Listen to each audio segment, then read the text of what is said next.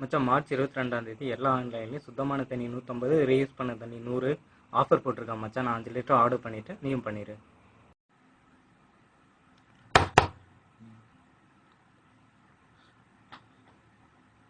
என்னடா இது தண்ணியே வரல, வெறும் சத்தம் மட்டும்தான் வந்துட்டு இருக்கு.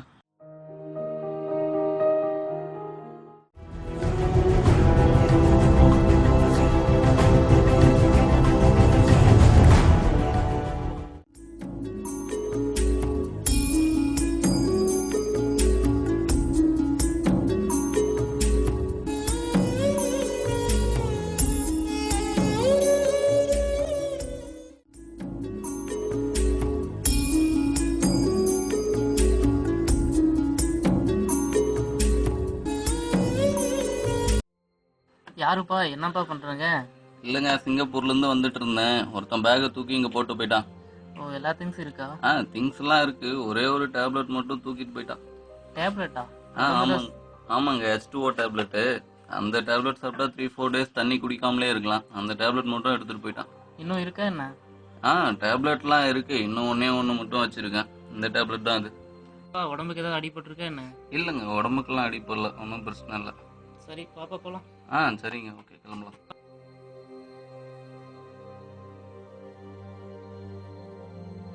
சரிப்பா, நான் இப்படியே போறேன். பாய். சரிங்க, பார்த்து போயிட்டாங்க. பாய், பார்க்கலாம். ஓகே. H2O 3-4 நாள் தண்ணி குடிக்க வேண்டிய அவசியம் இல்லை. ஒரு மாத்திரை 1000 ரூபா.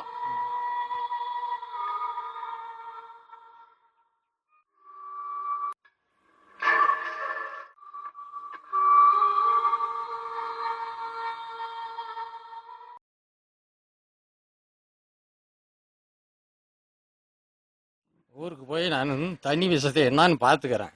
இருக்கிற விஷயத்தை பூரா நீ எல்லாத்தையும் பார்த்துக்கணும். இவங்க வந்து ஃபஸ்ட்டு கள்ளச்சாராயம், ஒயின் ஷாப், இப்போ வாட்டர் பிஸ்னஸ் பண்ணிட்டு இருக்காங்க. இவங்க 2 பேருக்கும் ஒரே ஒற்றுமை என்னன்னா அனாதை ப்ளஸ் ரொம்ப கெட்டவங்க. தண்ணியோட விலை அதிகமாக இருக்கிறனால தண்ணியை சேவ் பண்ணுறதுக்காக இவன் தினமும் தண்ணியை பஞ்சால தொட்டு தொடச்சி குளிச்சுட்டு போகிறான்.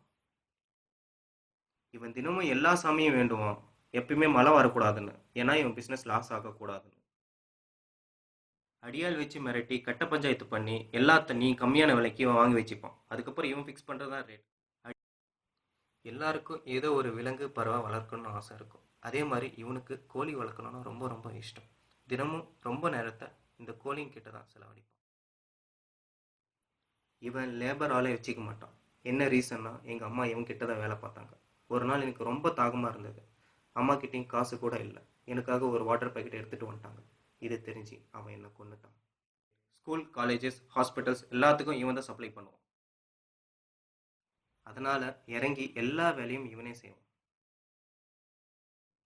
என்னைக்கு இருந்தாலும் அவன் சாவன் என் கையில் தான்.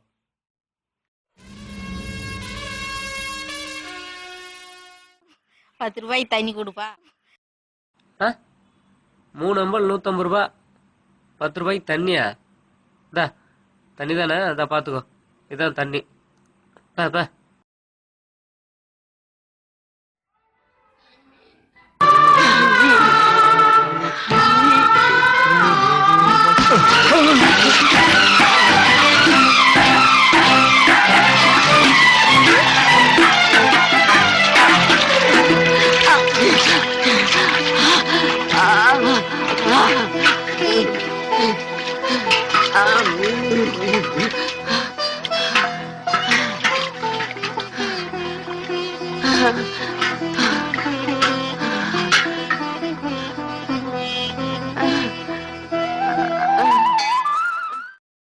ஒரு குடம் தண்ணி கையில கிடைச்சிருந்தா 2 லட்சம் ரூபாய் சம்பாதிச்சிருப்பேன்.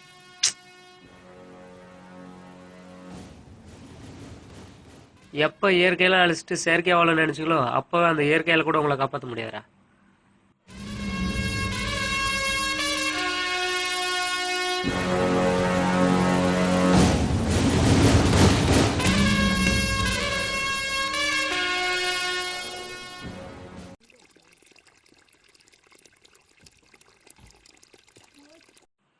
நீரின்றி அமையாது உலகு, திருவள்ளுவர் சொன்னது. இந்த பூமியில் நீர் இல்லைன்னா நம்மளால் கண்டிப்பாக ஒரு நாள் கூட சராசரி வாழ்க்கையை நம்மளால் வாழ முடியாது.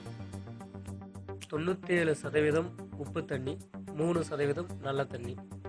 இதில் 2% ஒன்று வந்து பனிக்கட்டியாகவும் இன்னொன்று சர்ஃபேஸ்லேயும் இருக்குது. ஒரு சதவீதம் வாட்டர் மட்டும் நிலத்தடி நீரில் இருக்குது. இது 80% நம்ம விவசாயத்துக்கு யூஸ் பண்ணிடுறோம். மீதி இருக்கிறது நம்மளால் எவ்வளோ முடியுமோ அவ்வளவும் வேஸ்ட் பண்ணுறோம். நல்ல தண்ணி இல்லாமல் 0.3 செகண்டுக்கு ஒரு குழந்தை இறந்து போகுது.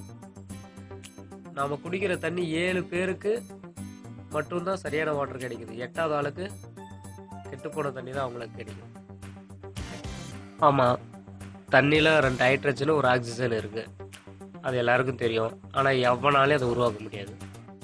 இப்போ நம்ம குடிச்சிட்டு இருக்கிற தண்ணி நம்ம பேரம்பேத்தியோட தண்ணி. அது அட்வான்ஸாக நம்ம கடன் வாங்கி குடிச்சிட்ருக்கோம், பிச்சை எடுத்து குடிச்சிட்ருக்கோம். சாதாரணமாக ஒரு சோப்போட விலை சூப்பர் மார்க்கெட்டில் இருந்து வில்லேஜில் இருக்கிற ஒரு பொட்டி கடையில் கூட அதனுடைய ரேட்டு ஒரே ரேட்டு.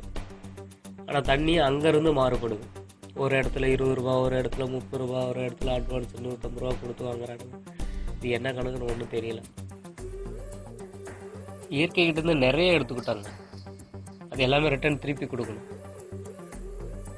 முடிஞ்சால் நிறைய இன்ட்ரெஸ்ட் போட்டு கொடுக்கணும், இஎம்ஐ போட்டு கட்டணும்.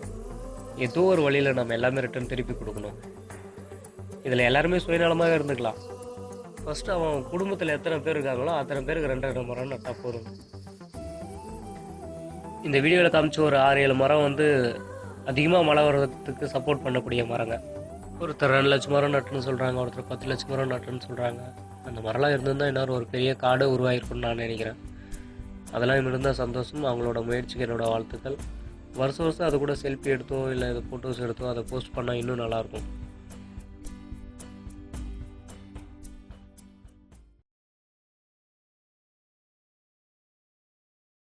ஹாய் கைஸ், நான் உங்கள் விக்னேஷ் ஃப்ரம் இயற்கை டிவிலேருந்து வரேன்.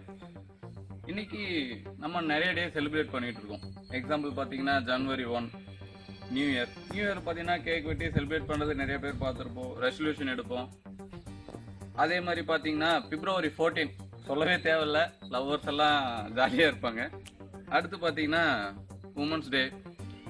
அந்த மாதிரி பார்த்தீங்கன்னா March 22 இது என்ன டேன்னு நிறைய பேருக்கு தெரிய வாய்ப்பு இல்லை, இருக்கலாம் மேபி. March 22 பார்த்தீங்கன்னா வேர்ல்டு வாட்டர் டே. இந்த வாட்டர் டேலேருந்து மக்கள் என்ன ரெசல்யூஷன் எடுக்க போகிறாங்க அப்படிங்கிறத நம்ம பார்க்கலாம். ஏன்னா இது மழை கம்மியாயிட்டே இருக்குது, நீர் வளம் ரொம்ப குறைஞ்சிக்கிட்டே வருது.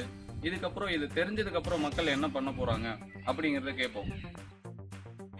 நான் டெய்லியுமே ஒரு நாளைக்கு ஒரு மரத்துக்கு தண்ணி ஊற்றுவேன். இது டெய்லியுமே நடக்கும். நாளுக்கு தேவையில்லாத பொருள் எல்லாம் நிறைய வாங்கி கொடுத்தோம். இனிமே வர பர்த்டேவுக்கு ஒரு மரம் வாங்கி நடக்கும். இங்கே இருக்கிற முள் செடியெல்லாம் வேரோடு பிடுங்கி போட்டு இந்த கரையோரம் எல்லாம் மரம் நடணும். மரம் நடுவோம், மழை பெறுவோம். என்னால் ஒரு துளி நீர் கூட வேஸ்ட் ஆகாது. இனி மரம் வளர்ப்போம், இயற்கை காப்போம். மழை நீரை சேகரிப்போம், மரம் வளர்ப்போம், மகிழ்வு பெறுவோம். மழை நீரை சேகரிப்போம், மரம் வளர்ப்போம், இயற்கையை காப்போம்.